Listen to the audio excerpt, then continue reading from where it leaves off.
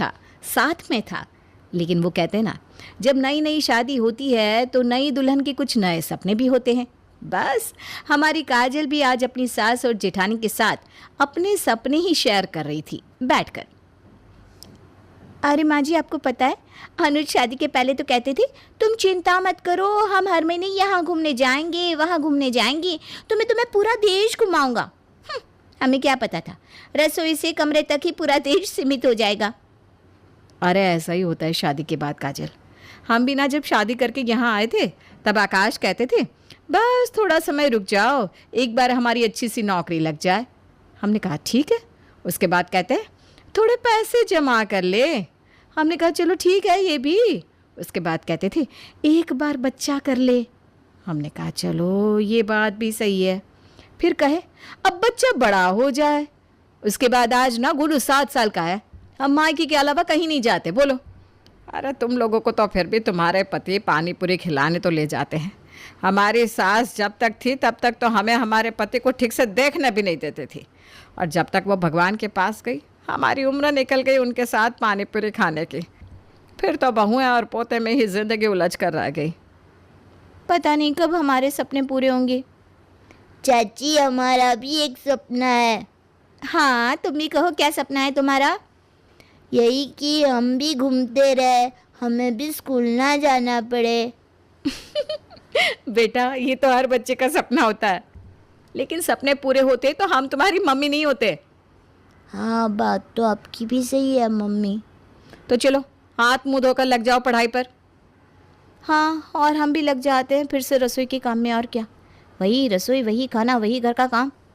न जाने कब इस सब से मुक्ति मिलेगी।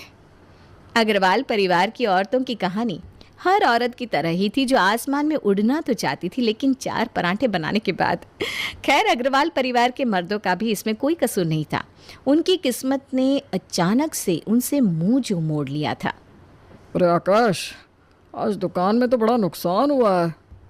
अरे क्या बताया अब पापा आपको, दूध से पकवान बनाए थे ऑर्डर के लिए, लास्ट टाइम पे ऑर्डर कैंसिल हो गया। अब इतनी सारी दूध की मिठाई कल तक तो चलेगी भी नहीं, इसीलिए तो आधे दाम पर बेचनी पड़ी और आधी अब गरीबों में बांट रहा है। पिछले महीने में भी हमें काफ़ी नुकसान हुआ है। ऐसा ही चलता रहा तो ये दुकान टिक नहीं पाएगी बेटा। हम देखते हैं पापा क्या कर सकते हैं। पता नहीं क्या हो गया है दुकान की कमाई को। इस साल में इतना नुकसान हुआ कि घर के खर्चे भी अब तो भारी पड़ रहे। हाँ पापा, ये तो अनुज की नौकरी से घर चल जाता है, नहीं तो पता नहीं क्या होता। हाँ, तो आज अनुज को भी रात को यहीं दुकान में बुला लो, देखते हैं हम क्या कर सकते हैं। बुलाने की ज़रूरत नहीं पापा, हम खुद ही आपके पास आ रहे थे। अच्छा हुआ बेटा तुम आ गए। ये देखो दुकान का बही खाता। इस साल जितना नुकसान हुआ है उस हिसाब से तो हम ये दुकान को आगे नहीं चला सकते। हमें और पैसों की ज़रूरत पड़ने वाली है। पापा, आपको तो पता है मेरी अभी अभी जॉब लगी है, उसमें से घर का खर्चा ही मुश्किल से चल पाता है। हम इतने पैसे कहाँ से लाएंगे जिससे ये दुकान को फिर से खड़ा कर सके। बात तो तुम पते की कर रहे हो, लेकिन अब करे तो क्या करे। हम ये सोच रहे थे पापा कि आप कह रहे थे ना कि दादाजी ने हमारे नाम पर कुछ छोड़ रखा है गांव में, आपको पता है क्या है? नहीं, हमारे पिताजी के पास ज़्यादा कुछ तो था नहीं, इसलिए हमें लगा कि क्या ही छोड़ेंगे हमारे लिए। हमारा गांव का मकान तो कच्ची मिट्टी का था जो हमारे काका ने ले लिया, क्योंकि उनके पास छत नहीं थी। क्या पता पापा कि दादाजी ने हमारे लिए कुछ कीमती छोड़ा हो। हाँ पापा, भैया ठीक कह रहे हैं।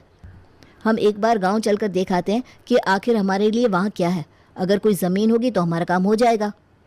ठीक है, फिर ऐसा ही करते हैं, चलते हैं गांव, देखते हैं पिताजी ने हमारे लिए क्या छोड़ा है।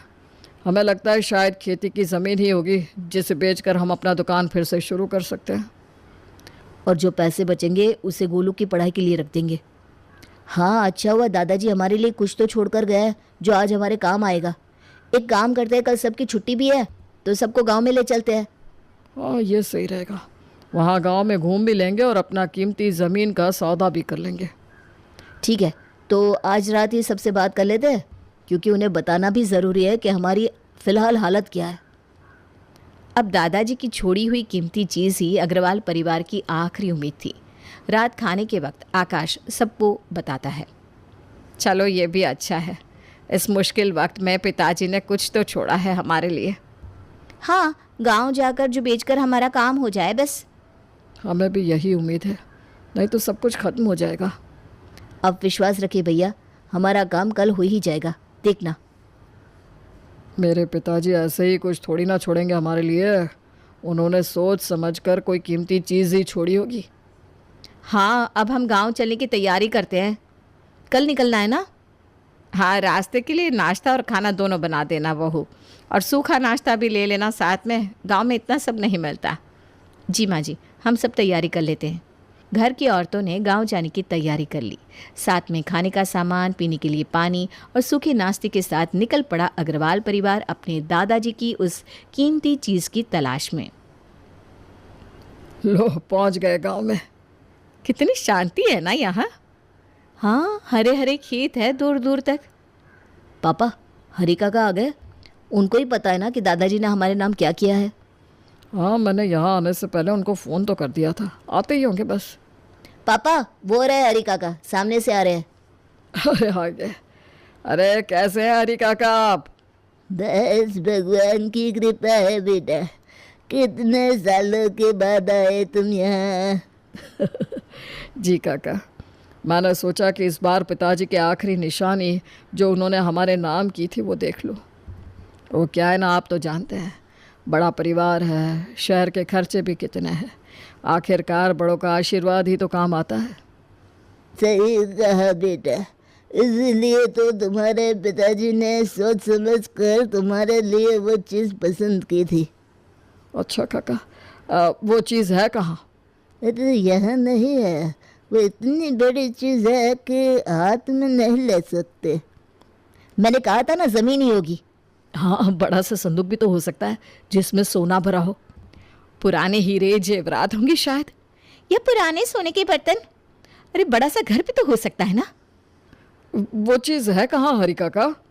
आओ दिखाता हूँ तुम्हें, इतने सालों से मैंने उसे ढक कर संभाल के रखा है। चलो दिखाता हूँ। अग्रवाल की आंखें उम्मीद से चमक रही थी। हरी काका उन्हें एक खाली जमीन के पास ले आए और एक बड़ी सी चीज से पर्दा हटाया और कहा, ये रही वो चीज़। क्या? ये बड़ी सी बस? बस क्या पापा, इसके अंदर तो सीट्स है ही नहीं, खाली बस है ये। हम इतनी दूर इस खाली बस के टुकड़े को देखने आए थे। हरी काका, आपको यकीन है कि यही चीज़ पिताजी ने हमारे लिए छोड़ी है? हाँ बेटा, यही चीज़ है जो तुम्हारे पिताजी ने तुम्हारा नाम की है। ये देखो, बस के बाहर लिखा भी है, अग्रवाल श्याम का खजाना। खजाना? ये भंगार है काका, खजाना नहीं है।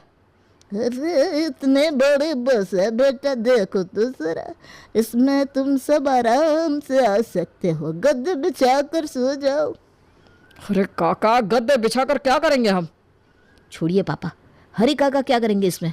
अब दादाजी ने नहीं सोचा कि ये चीज़ हमारे छोड़ने से पहले, तो हरी काका क्या करेंगे?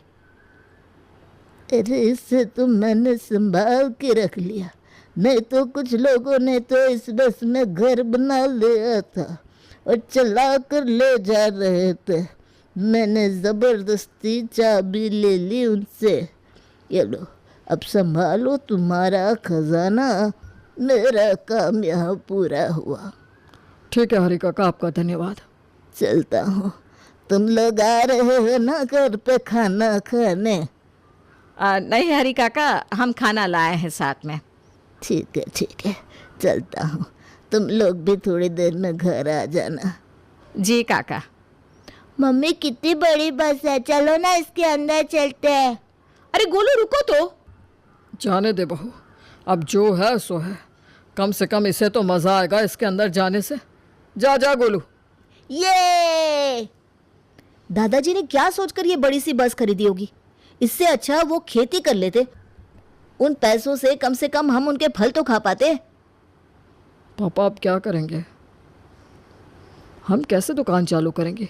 इस बस को बेच के तो कुछ खास नहीं मिलने वाला। मम्मी मुझे खाना दो, मैं यहीं बैठ कर खाऊंगा। चलिए हम सभी पहले खाना खा लेते हैं, फिर सोचते हैं क्या करना है। हाँ चलो, इस बस के अंदर ही खाना खा लेते हैं। अग्रवाल की सारी उम्मीदें टूट चुकी थी। अब सारा परिवार यही सोच रहा था कि आगे क्या करना है। पहले सबने बस के अंदर बैठकर खाना खाया और साथ में बैठकर सोचने लगे कि आगे क्या करना है इस बस का। अरे कहाँ बेच रहे हो? क्या हुआ, कुछ चाहिए क्या आपको? अरे आप लोग यहाँ मठरी बेच रहे हो का? नहीं नहीं, मठरी नहीं बेच रहे, लेकिन मठरी हम घर से बना कर लाए हैं।